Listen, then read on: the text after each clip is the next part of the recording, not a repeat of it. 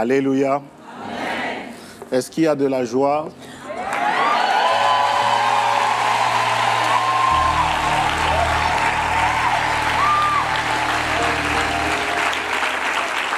Moi, j'ai toujours de la joie quand on me dit « Allons dans la maison du Seigneur ». Parce que c'est là que Dieu déverse ses bénédictions. Amen.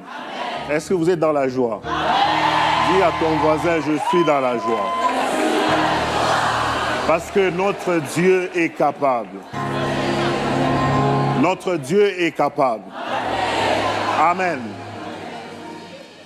Merci. Si vous pouvez prendre place.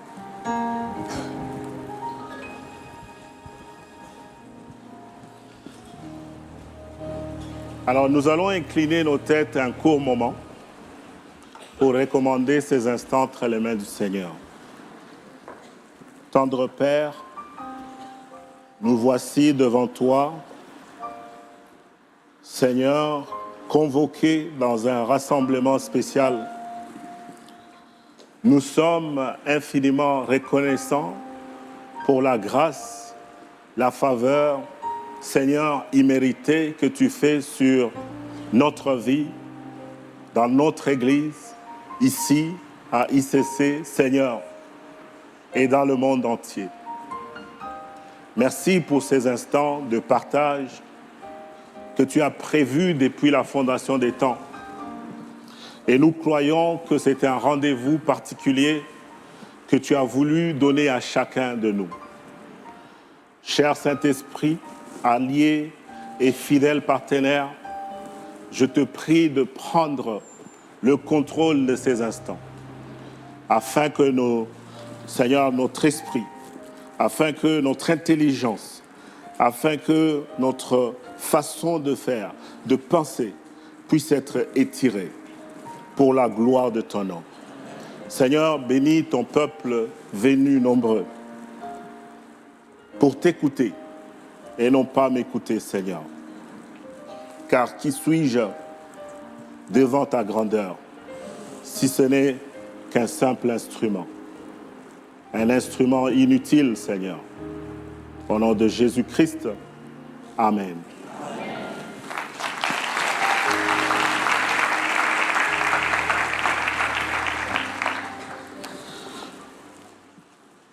Alors, nous voulons, en mon nom et au nom de toute ma famille, remercier Dieu, le Père Tout-Puissant,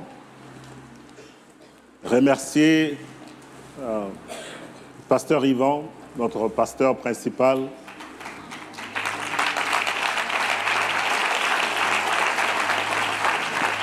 remercier le pasteur Christian,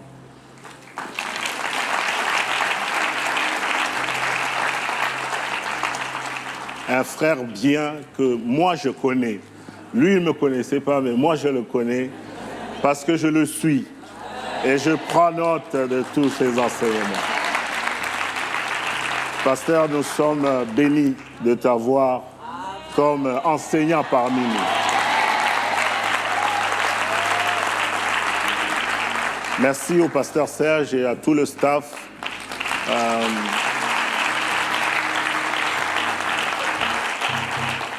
J'ai été très bien accueilli depuis sur la route, à l'entrée, tout le service, first class. Bravo.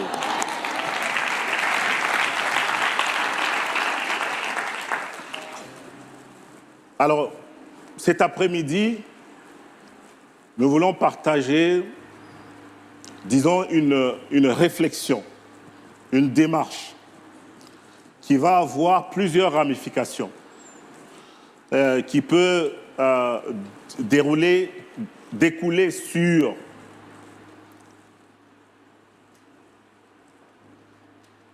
le type d'activité que nous faisons. Comment? Ça dépend, parce qu'on est dans un forum qui est composé de plusieurs profils. Et nous voulons en même temps partager une expérience vécue, du concret.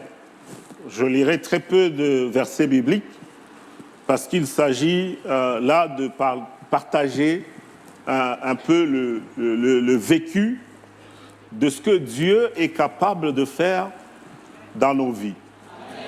Amen. Parce que c'est possible. Amen. C'est possible.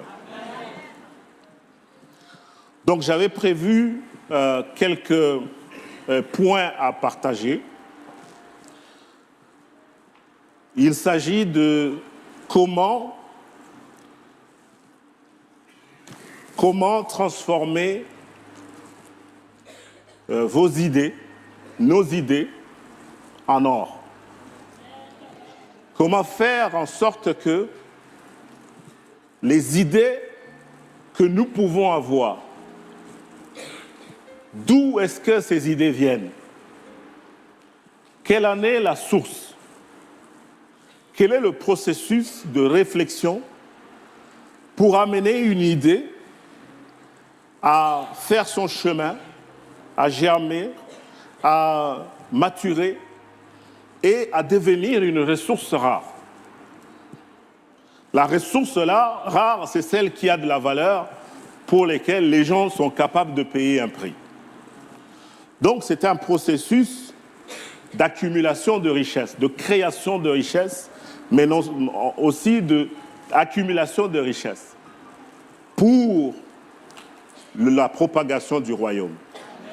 Amen. Donc le premier point que je voulais discuter avec vous, c'est, avant de parler des idées, je vais faire quelques rappels sur les principes fondamentaux en tant que chrétien. Amen. Dans la présentation de dimanche dernier, j'étais à Montréal quand j'écoutais Pasteur Yvan me présenter. Moi-même, je n'ai pas reconnu le gars qu'il a décrit. J'ai dit, vraiment, ça va être chaud, là. Un prodige, waouh, c'est fort. Mais par la grâce de Dieu, pour revenir sur la présentation du pasteur Yvan, il y a quelques années, de 2011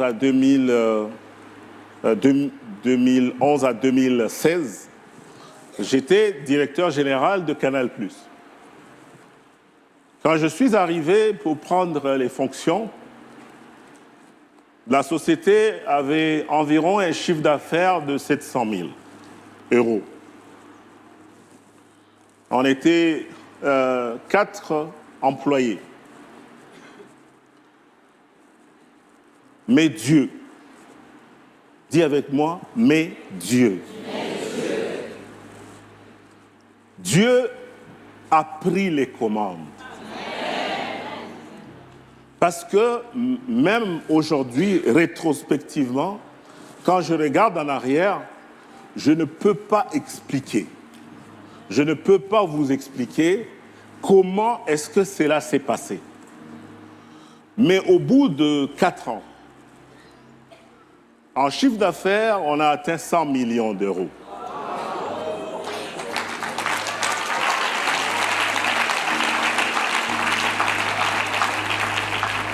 Là, je parle de chiffre d'affaires service, donc tout ce qui est abonnement, mais chiffre d'affaires matériel aussi. Mais ça, c'est un miracle. C'est un vrai miracle. Mais il n'y a pas eu que ça. Il y a quelques années, je pense en 2007, je vais débarquer en Jamaïque. Il y a des Jamaïcains ici? Non. Je me suis occupé des opérations de Haïti. Est-ce qu'il y a des Haïtiens ici? Moun, c'est haïtien. Haïtien tout. Je suis allé à Port-au-Prince. Au bout de 2 ans, on a multiplié par 4 le chiffre d'affaires. et de faire de Haïti, qui est considéré à l'époque comme le pays le plus pauvre de l'hémisphère nord, de faire dans le groupe Digicel de ce pays-là le premier pays en chiffre d'affaires de tout le groupe.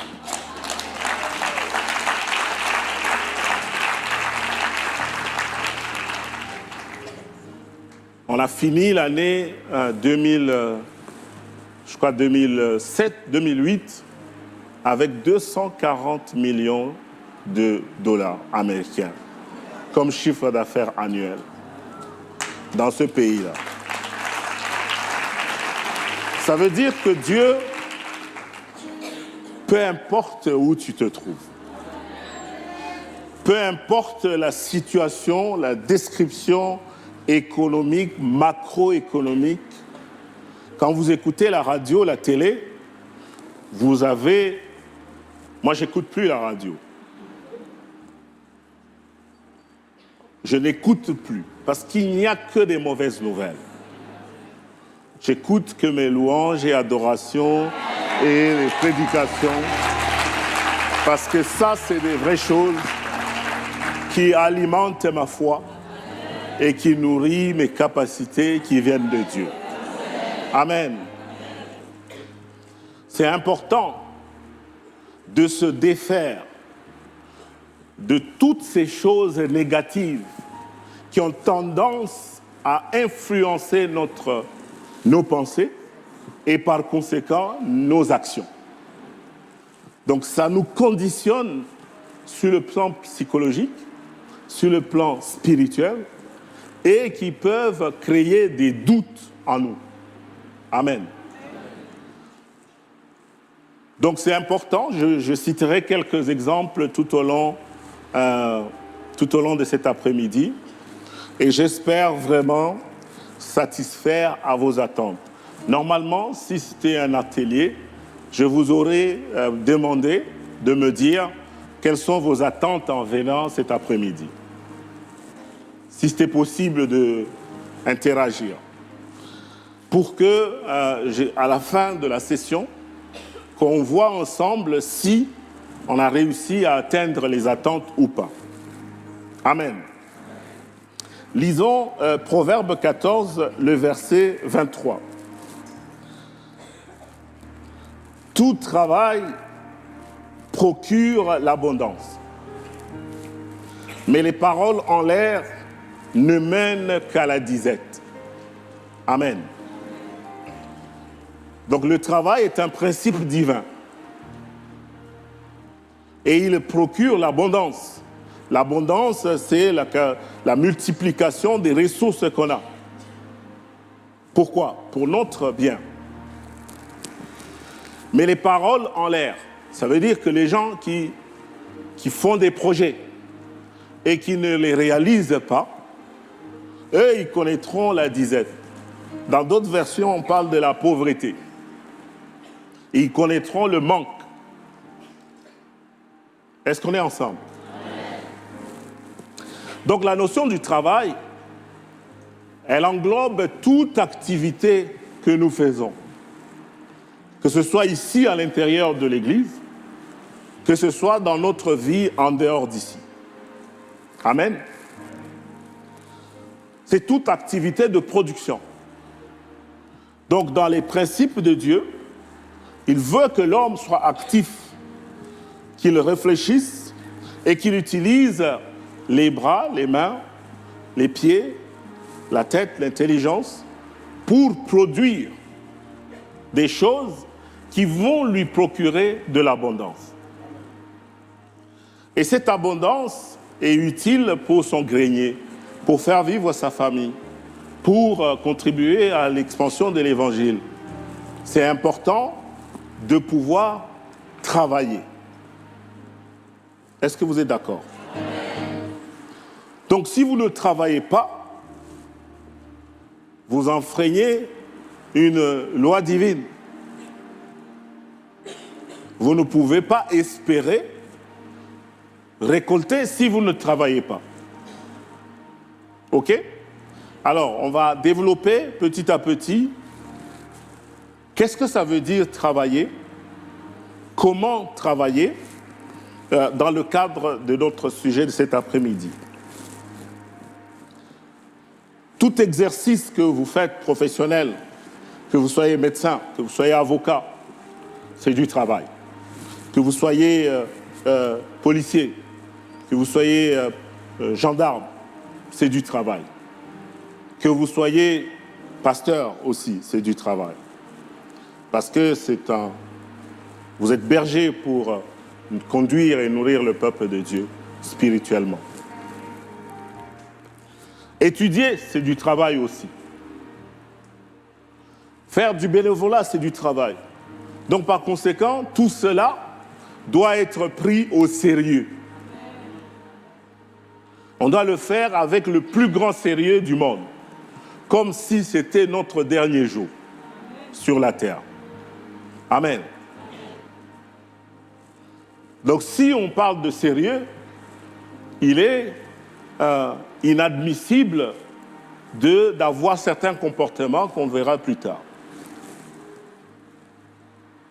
Deuxième principe. Est-ce que c'est projeté ou pas? Non? Oui? Ok. Je ne vois pas. On va lire un deuxième verset qui est dans 2 Corinthiens 3, 5. Nous connaissons tous très bien ce verset. Ce n'est pas à dire que nous soyons par nous-mêmes capables de concevoir quelque chose comme venant de nous-mêmes. Notre capacité, au contraire, vient de Dieu. Donc pour travailler, il faut de la force physique, il faut de la force intellectuelle, il faut de la force mentale. Et ça, cette capacité-là de pouvoir produire, de pouvoir faire une activité rémunératrice, ça vient de Dieu. Amen. Ça vient de Dieu. Et Dieu seul en est la source.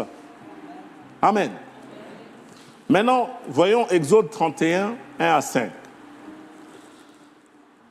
L'Éternel parla à Moïse et dit, « Sache que j'ai choisi Betsaël, fils de Our, de la tribu de Juda. Je l'ai rempli de l'Esprit de Dieu, de sagesse, d'intelligence et de savoir faire de toutes sortes d'ouvrages.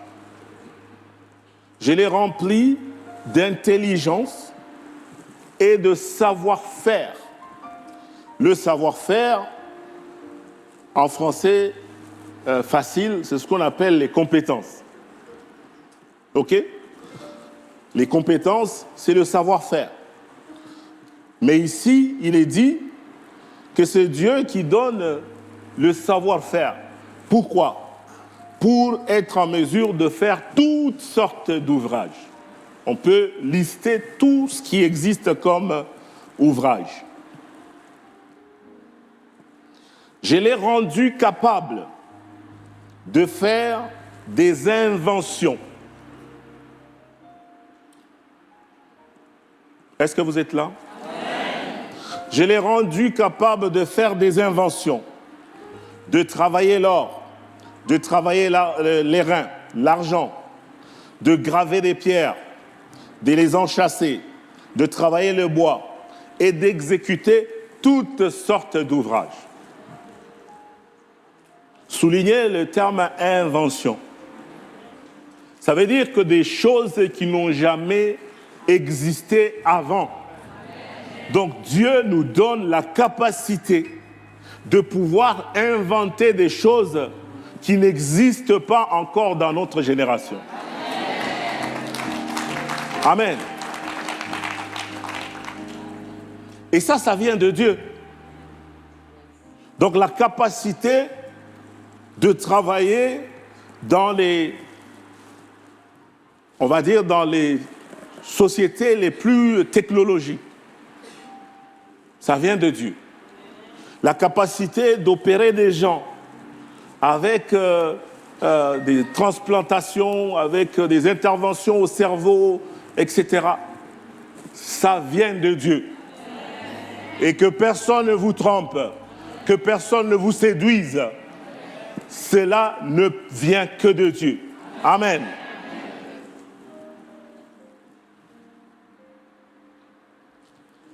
Tout à l'heure, dans la petite discussion avant qu'on entre dans la salle, Pasteur Christian m'a posé la question de savoir, ça fait quoi un satellite? Parce que actuellement, je suis CEO, directeur général ou président-directeur général chez Eutelsat. Eutelsat est le 3e opérateur mondial de satellites. Un satellite, c'est 300 millions d'euros. Nous en avons 40. Et qu'est-ce que nous faisons chez Eutelsat? Nous assurons la communication. Notre premier client, c'est le gouvernement américain, l'armée française.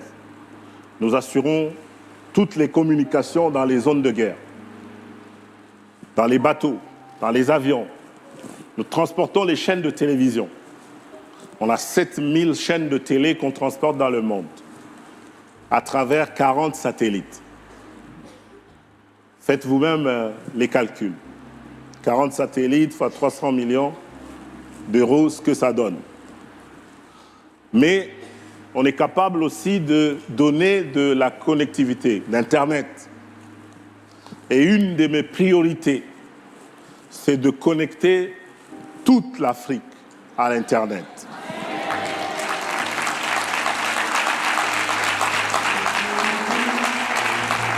Alors, qu'est-ce qu'on fait? On décide de la capacité qu'on veut donner à un satellite. On va lui donner la mission, les fonctions, les zones de couverture, la puissance. On va designer le satellite. Ensuite, quand il est prêt, on va le lancer, on va le propulser à 36 000 km. Il va aller en orbite. Je vais essayer d'utiliser le langage humain. On va le mettre en orbite pour qu'il rende un service de communication à plusieurs. Donc, mais la capacité, l'intelligence, le savoir-faire de pouvoir travailler, diriger des ingénieurs, des techniciens, des commerciaux, de toutes sortes, toutes les équipes techniques pour la maintenance, pour les opérations sur ces satellites-là, sont à Turin. Donc, et Dieu est capable. Dieu est capable de vous donner l'intelligence nécessaire. Dieu est capable de vous donner la capacité suffisante afin de créer de nouvelles choses qui n'ont jamais existé. On est là à la pointe, fine pointe de la technologie. Mais cela n'est possible que grâce à Dieu. Amen. Et je suis fier de dire que sans Jésus-Christ, je ne serais jamais arrivé là.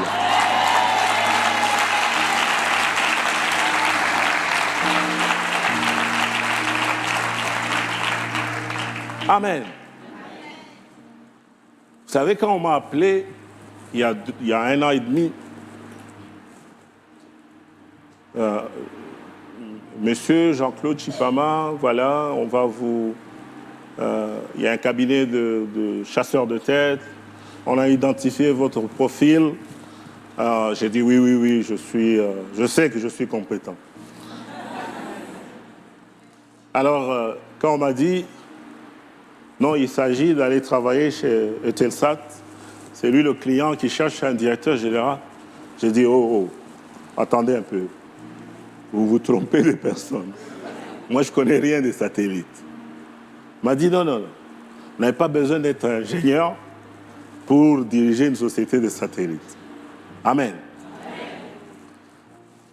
tout à coup, ma femme qui était à côté de moi, parce que c'était dans la cuisine, elle m'a dit, tu es capable, tu es capable. J'ai dit, oui, oui, monsieur, je suis capable.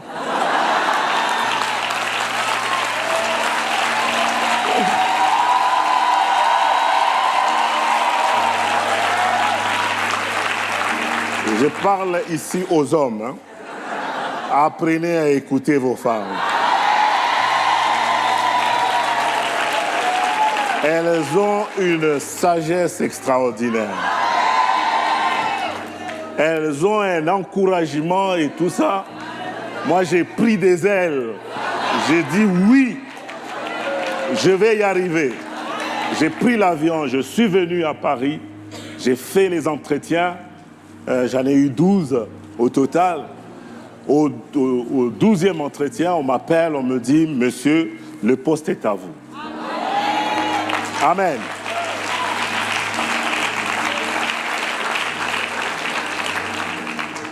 Et j'étais venu avec elle. Elle était restée à l'hôtel. Et elle était en train de prier, intercéder.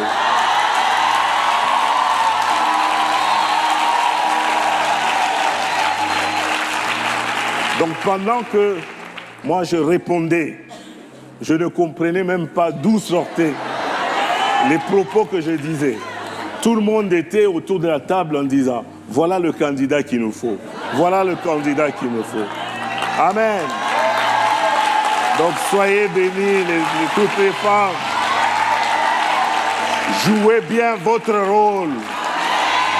Et que les hommes vous laissent jouer ce rôle-là. Parce que vous avez quelque chose. Et c'est pourquoi nous vous aimons. Amen.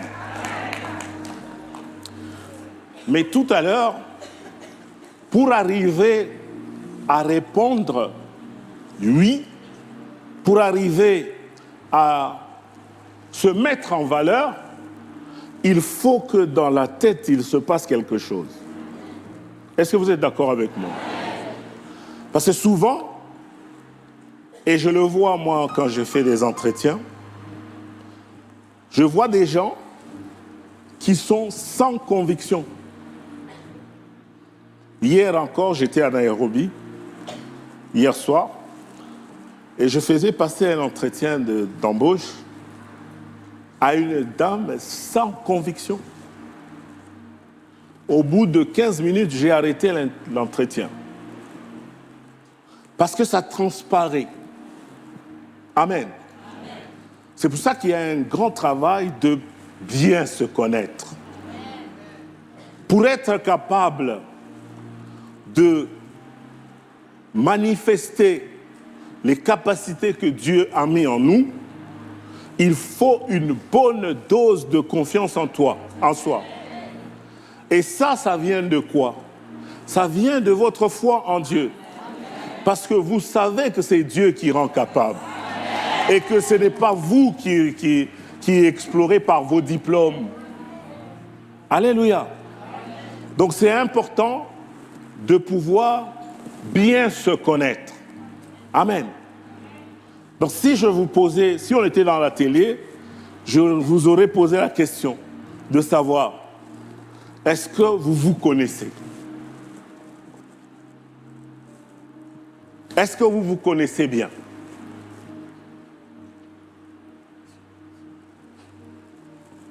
C'est timide dans la salle. Hein? Amen. Dans la plupart des temps, nous avons des notions de nous-mêmes. Et je prie Dieu qu'on ait une occasion de pouvoir ouvrir ce chapitre-là. Parce qu'aujourd'hui, on ne le touchera pas. Mais de parler de soi-même, de faire l'exercice de se connaître. Et quand je vous pose la question en entretien, c'est quoi la première question? Présentez-vous. Souvent les gens, c'est-à-dire, je m'appelle, je suis... les gens ne se connaissent pas. Donc il est important que si vous voulez transformer les idées en des ressources rares, en or, il faut que ça passe par bien se connaître. C'est pour ça que j'ai parlé des capacités qui viennent de Dieu, donc la foi. Il faut absolument que vous soyez assis sur la parole de Dieu, que vous sachiez qui vous êtes. Amen. Être donc conscient de ses forces, de ses faiblesses. Être conscient de ses capacités. Être conscient de ses points d'amélioration.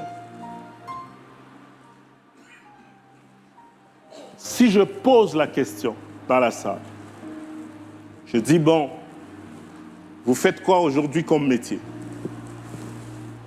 Dans 3 ans, qu'est-ce que vous allez faire comme métier?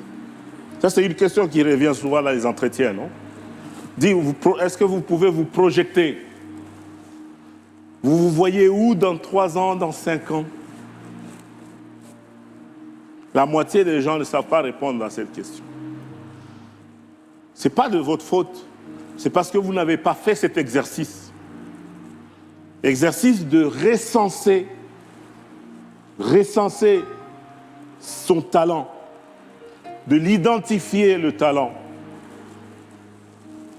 de le compléter avec les formations adéquates.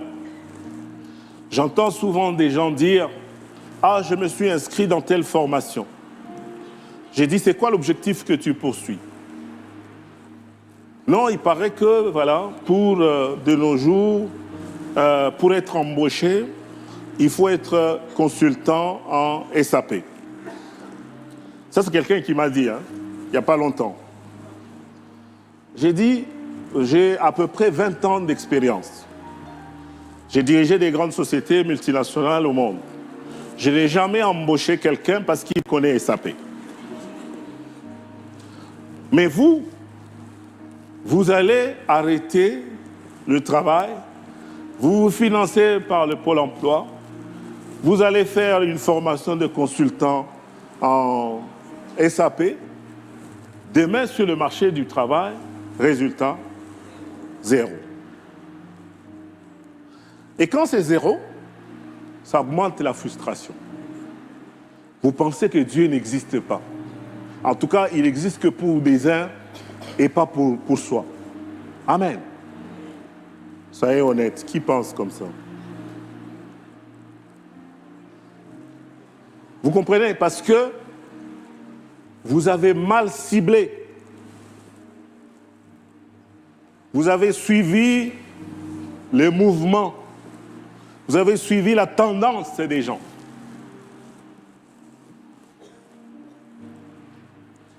Il y a 6 mois, j'ai recruté un directeur financier. J'ai cherché un directeur financier.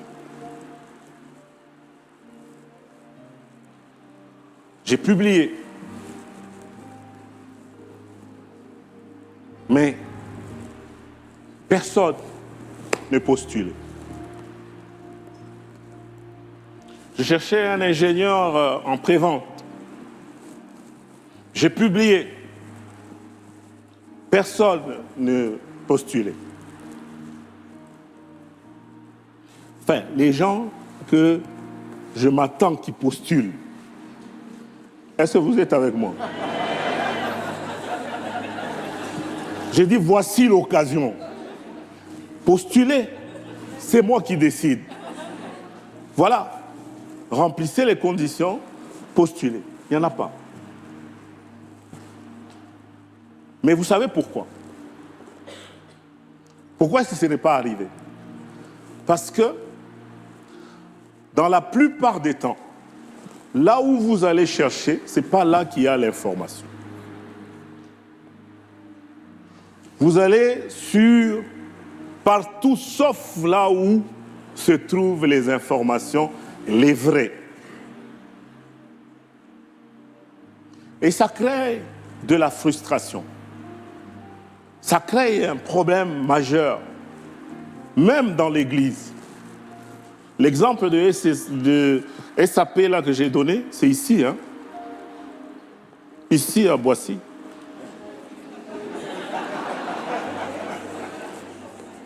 D'ailleurs, je sais qu'il m'écoute.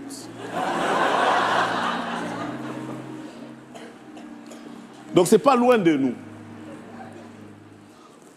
Un dimanche, dans les partages, comment on appelle ça, covoiturage, j'ai pris une jeune dame. Elle m'avait l'air 22, 23 ans. Je lui ai dit, on s'est présenté, on a discuté un peu sur le chemin. En venant ici, c'était un peu timide. Bon, on ne se connaît pas et tout ça, les gens, ça vous arrive, non? Donc vous êtes normal. Alors, au retour, on était un peu plus ouvert parce que, bon, le culte, on a commenté le culte, c'était bien, etc.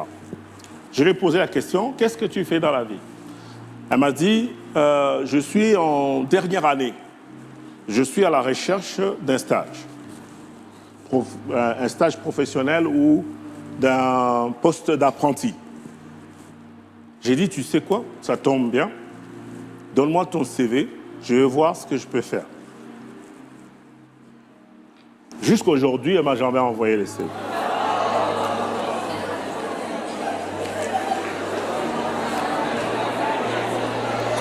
Jusqu'aujourd'hui, là, elle ne m'a jamais envoyé le CV. Pourquoi?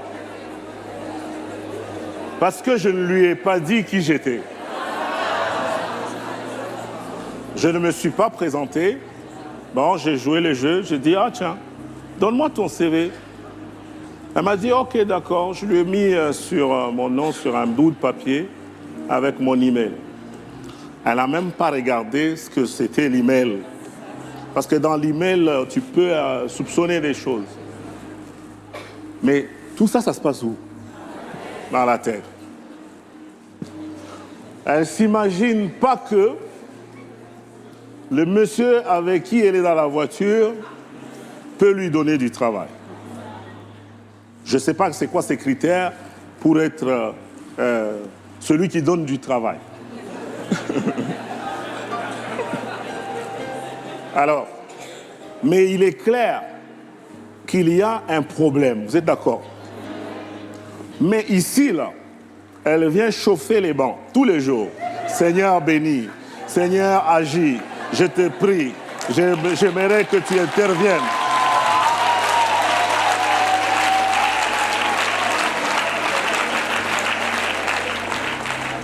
Tous les jours, elle chauffe les bancs ici.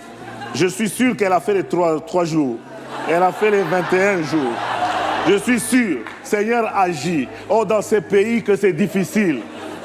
Mais Dieu te répond. C'était en marketing. Et en ce moment-là, je cherchais une stagiaire, une personne en stage en marketing. Elle ne m'a jamais rappelé. Mais c'est trop tard.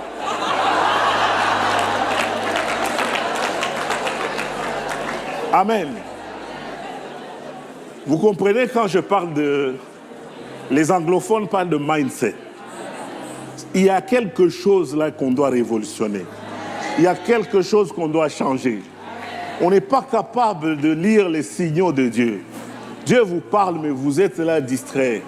Le train est en train de partir, mais vous êtes avec le billet en main, vous ne savez pas quoi faire. Amen. C'est très important de bien se connaître et de bien se positionner pour que, parce que le travail, il y en a. Il y a 2 semaines, j'étais au MEDEF, invité par tous les patrons, le patronat français. Vous connaissez le MEDEF? Un des sujets de conversation, c'est comment, ça c'est eux qui me demandent, comment vous arrivez à trouver des ressources, des bonnes ressources d'emploi. Ils sont où les employés? Et ça, c'était plusieurs patrons de société. Ah non, mais moi j'ai autant de postes à combler. Moi j'ai autant de postes à combler. Moi j'ai autant de postes à combler. Mais qu'est-ce qui fait que les gens se plaignent qu'il n'y a pas de travail? Donc il y a quelque chose qui ne fonctionne pas bien. Est-ce que vous êtes d'accord avec moi? Alors, il faut, pour revenir sur notre sujet, sur la question de bien se connaître, il faut être capable de donner tout ce que Dieu vous a révélé à votre sujet. Moi, je sais que je suis quelqu'un de confiance. Je sais que je peux m'exprimer en public, la preuve. N'est-ce pas? Je peux vendre un produit. Il y a quelques années, il y a 2 ans, j'ai arrêté de travailler. Dans l'histoire du pasteur Yvan, il a dit qu'en 2016, j'avais démissionné de Canal+. Qu'est-ce que je suis allé faire? Je suis allé aider ma femme, Mireille. Elle n'est pas ici, mais c'est la plus belle sur la terre.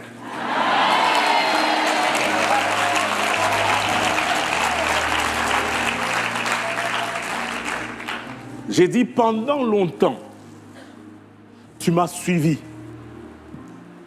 Nous sommes allés en Haïti, nous sommes allés en Jamaïque, nous sommes allés en Côte d'Ivoire, nous sommes allés en Australie, nous sommes allés au Sénégal, nous sommes venus en France, nous sommes allés aux États-Unis, nous sommes allés au Canada. On a fait 52 pays. Et pendant toutes ces années, elle me suivait avec nos 3 enfants. Il y avait 1, puis il y en a eu 2, puis il y en a eu 3. Et chaque fois, elle me suivait. À un moment donné, je me suis dit, c'est injuste. Il faut que, à mon tour, je la suive.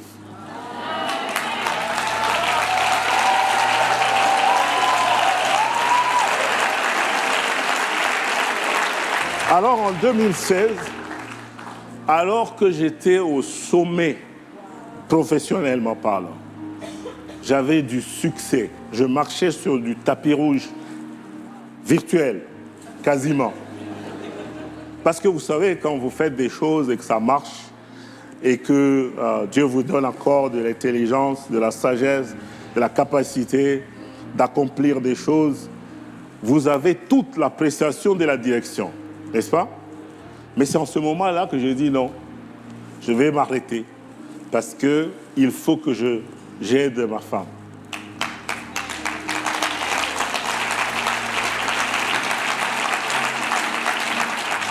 Alors, en 2016,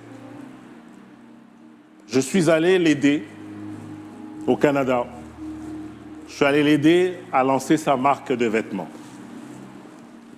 Parce qu'elle a le talent à l'état pur. Elle peut vous regarder. Elle peut vous dire quel type de vêtements, avec la couleur de votre peau, avec l'événement, avec quel type de coupe qu'il faut, selon votre morphologie, elle peut vous faire un vêtement juste en vous regardant. Alors, j'ai dit que ce talent ne peut pas s'endormir. Je suis allé, on a travaillé. En décembre 2016, on a lancé cette société qui s'appelle Zimpala, ZYMPALA.com. Pour les googlistes, vous pouvez aller vérifier. Elle fait des vêtements incroyables. Même notre maman Modestine, elle peut confirmer. Elle a vu à l'œuvre. Et en 2 ans, aujourd'hui, la femme du Premier ministre du Québec, elle porte ses vêtements. Oui.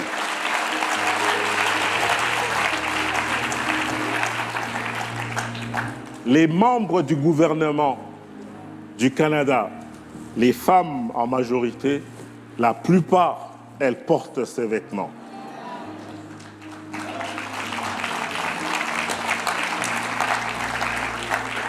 Et mon rôle dans ça, c'était de l'aider à tout mettre ensemble et pouvoir lancer. Amen. Donc il faut connaître sa valeur. Il faut connaître ce qu'on a reçu de Dieu. À partir de ce moment-là, peu importe l'industrie dans laquelle on vous met, que ce soit dans la vente des logiciels, chez Microsoft, que ce soit dans les abonnements de télévision, aujourd'hui, que ce soit dans les capacités satellitaires, dans la vente des vêtements, moi je peux vous dire comment est-ce qu'on fait un vêtement. Une robe droite, ça prend quoi aujourd'hui pour le faire? Du croquis jusqu'à ce que le mannequin le porte et que ça passe dans un défilé de mode. On en a organisé à aujourd'hui près de 22 défilés de mode en 2 ans d'existence. N'est-ce pas que Dieu est capable de nous donner des choses? Amen.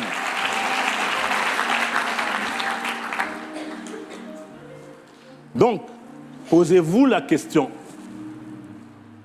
qu'est-ce que vous avez?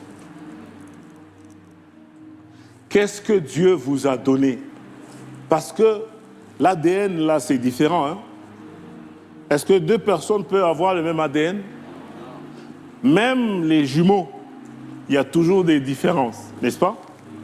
Mais si Dieu a donné à chacun une identité unique, ça veut dire que Dieu n'est pas injuste. Il n'est pas injuste pour donner aux uns le talent et d'autres non. Quel est votre talent à vous? Question de réflexion. C'est quoi votre talent? Qu'est-ce que les gens disent à votre sujet?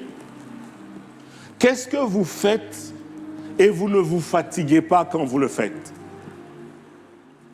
Mireille est capable, même dans la voiture, de dessiner des vêtements. Même parfois à l'église, je dis « Hey, qu'est-ce que tu fais ?» Elle est en train de dessiner un vêtement. Un jour, on est ici à Paris, sur les Champs-Élysées, c'était l'été, on amène les enfants, on est en train de se promener. Elle s'arrête. Elle voit un décor, elle commence à dessiner. Vous avez un talent. Elle est capable de travailler dans son atelier 24 heures d'affilée sans se fatiguer. Elle peut travailler sans salaire.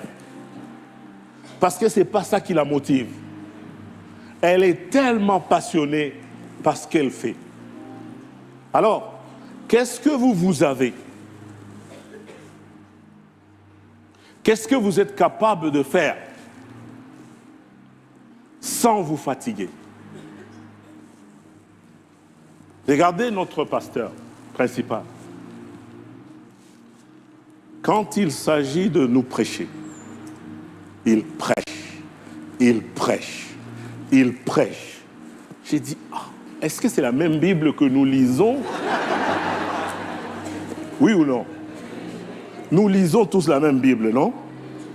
Mais lui, il va sortir, il va parler, il va développer des thèmes sans se fatiguer. Il va sortir des thèmes éteints. N'est-ce pas un talent? N'est-ce pas un talent?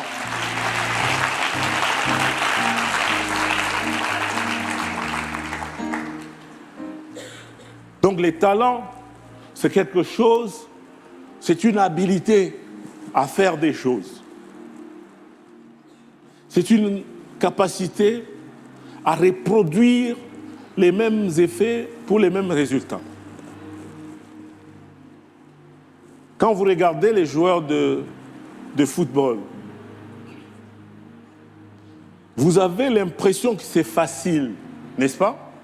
Quand vous regardez Kylian jouer, Messi, Ronaldo, quand vous les regardez jouer au football, vous avez l'impression que c'est facile.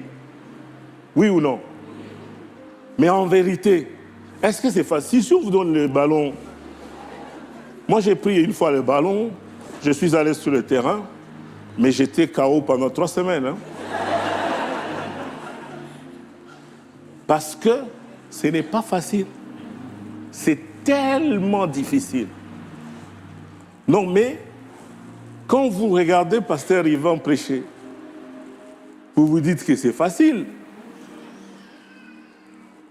Attendez, un jour, on vous donnera le micro. Amen. C'est ça qu'il faut identifier. Parce que cette passion-là, elle est la source de la créativité. C'est celle qui va vous donner des idées. Ce qui fait que quand Pasteur Yvan, il est chez lui à la maison, il lit quelque chose, il voit une actualité, il regarde la télé, tout alimente ses prédications. Vous êtes d'accord? Donc c'est comme si tout ce qui est autour de lui contribue à ce qu'il produise des prédications, des enseignements. N'est-ce pas? Donc le Saint-Esprit va utiliser tout autour de nous des situations, des faits, des circonstances qui vont alimenter notre créativité. Amen. Et ça, sur la passion que vous avez, ça produit des idées. Et ces idées-là, on va en parler tout à l'heure, ces idées-là, petit à petit, on peut les épurer. On peut commencer à travailler sur ces idées. Mais d'où ça vient? Ça vient qu'un jour, je ne sais pas, comment c'est arrivé qu'on ait des cultes connectés? Pasteur. Ça veut dire que c'est un jour, le Saint-Esprit a mis une conviction dans son cœur, il a observé un besoin, on regarde les gens qui se connectent, toutes les églises du monde ont des cultes en direct, pratiquement, de plus en plus, n'est-ce pas? Mais lui, ce jour-là, il se rend compte que, ces gens ici, ils ont besoin qu'on se rapproche d'eux, d'une manière que seul le Saint-Esprit peut vous inspirer. Amen. C'est ça la créativité. C'est ça le talent. Et ça, chacun de nous, tel que nous sommes, a cette chose que Dieu lui a donnée. Amen. Parce qu'on a lu, dans Exode, on a lu tout à l'heure, que la capacité d'inventer des choses, l'intelligence de faire toutes sortes d'ouvrages, de battre le fer, les reins, etc. Donc, ça sort de notre Dieu. Amen.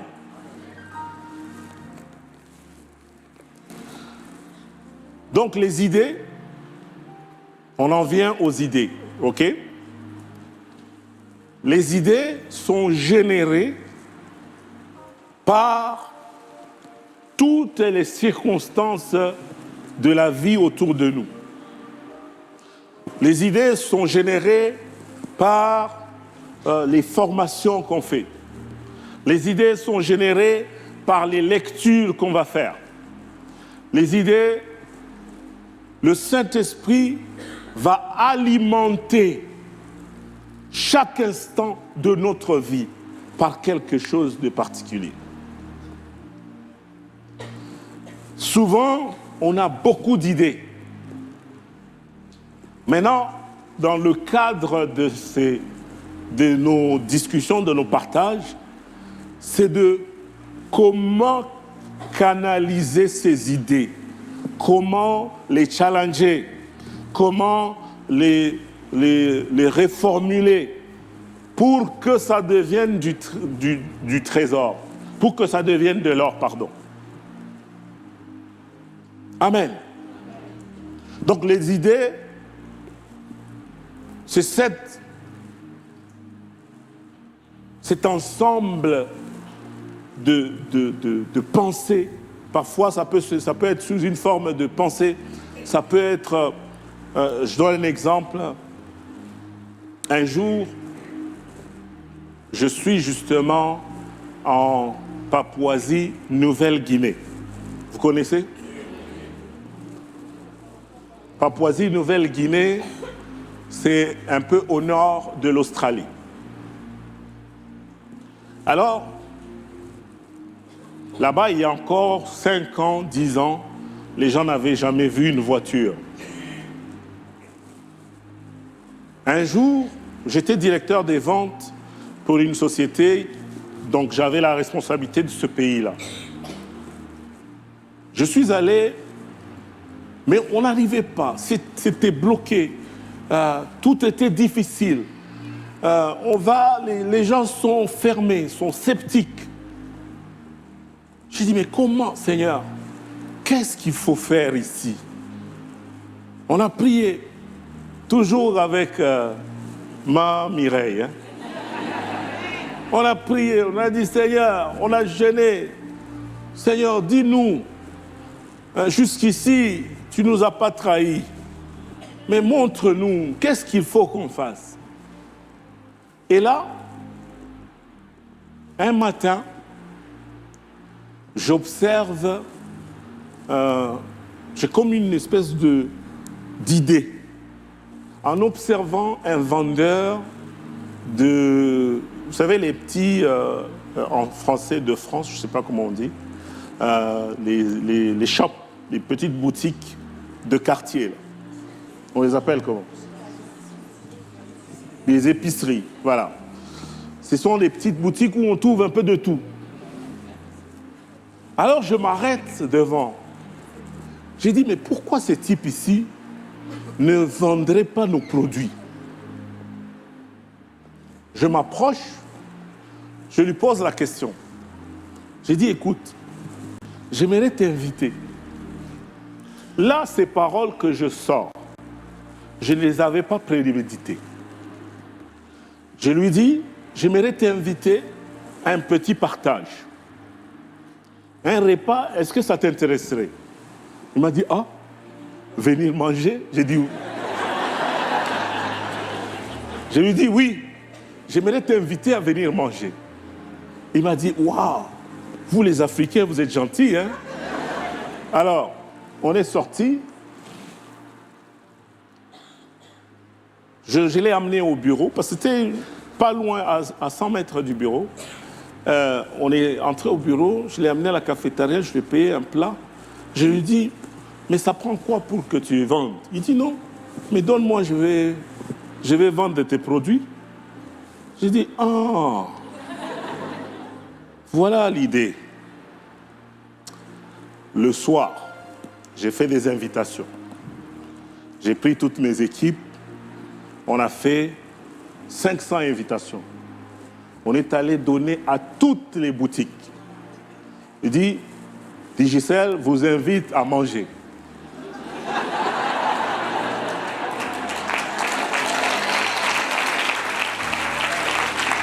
Et là,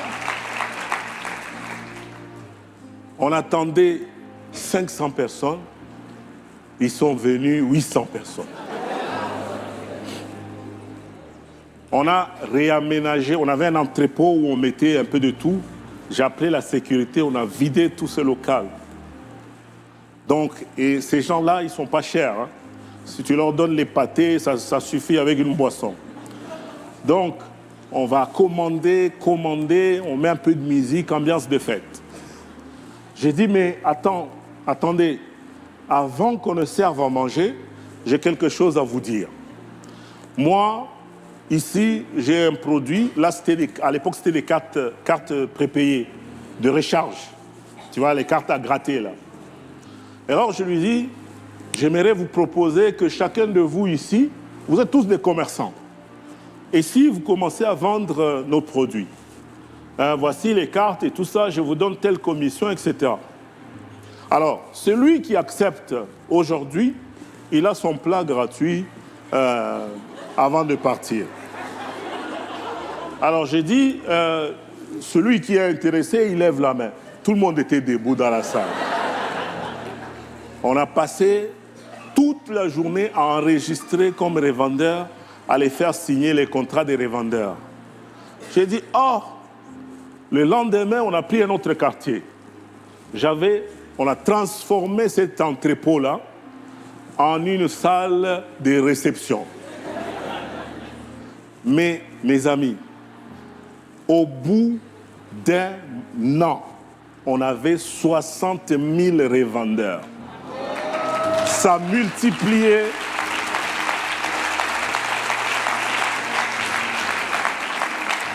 Ça multipliait nos ventes par plus de 200. Parce que ils sont partout, ces gens-là. Ces petites boutiques sont partout. Et ils ferment très tard, ils ouvrent très tôt. Eux-mêmes, ils dorment toujours dans la même boutique. Donc, nos produits étaient tout à coup disponibles partout. Amen. Amen. Mais ça, il n'y a que le Saint-Esprit qui peut vous inspirer. Amen. Et ça, c'était valable dans ce pays-là seulement. Parce que quand je suis allé en Fidji, j'ai tenté de faire la même chose, ça n'a pas marché. Alléluia. Voyez comment Dieu est précis. Alors, mais pour que vous puissiez percevoir ce que Dieu vous dit, vous devez avoir tous les canaux de communication avec votre Dieu ouverts. Amen. Votre relation avec votre Dieu doit être fluide.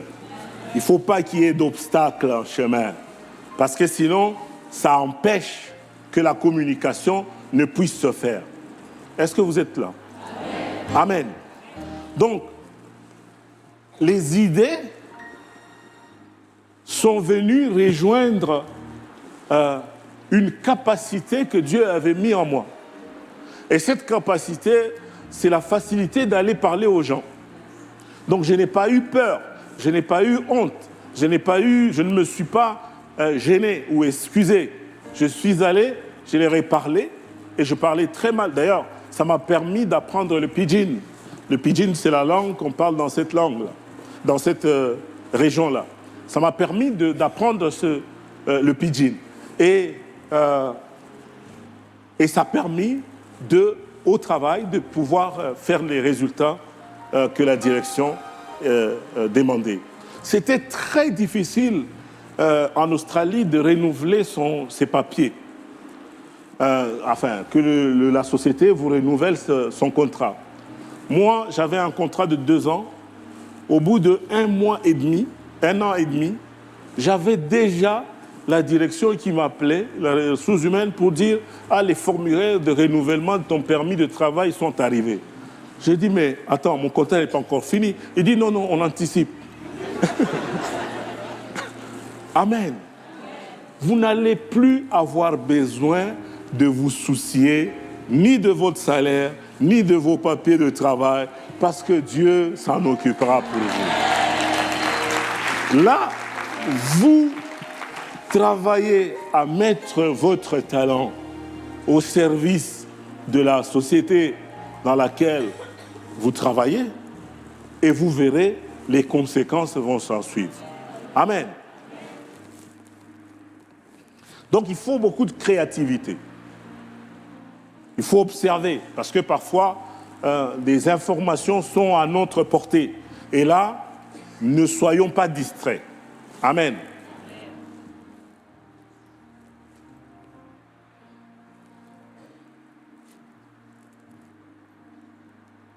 Donc, on va démarrer.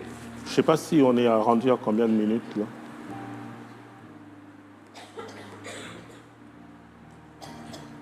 Comment? 10. On va faire une pause, ok? Et puis reprendre tout à l'heure. Donc, je voudrais aborder...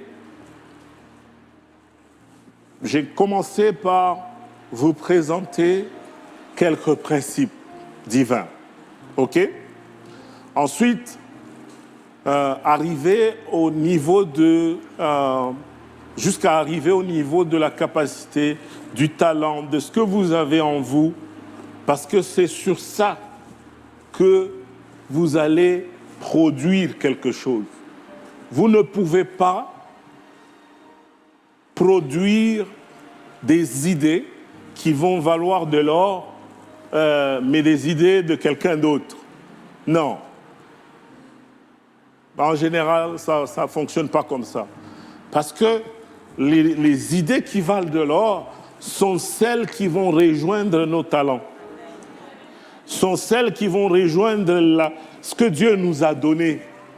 Pour le cas de Mireille, elle dessine, elle coupe, elle confectionne et puis elle met en ligne. Elle fait des défilés. Donc, l'inspiration va venir sur son talent. Amen. Alors que la perception générale, surtout chez nous en Afrique, on disait que la coupe et couture, c'est pour les gens qui ne sont pas très intelligents. N'est-ce pas?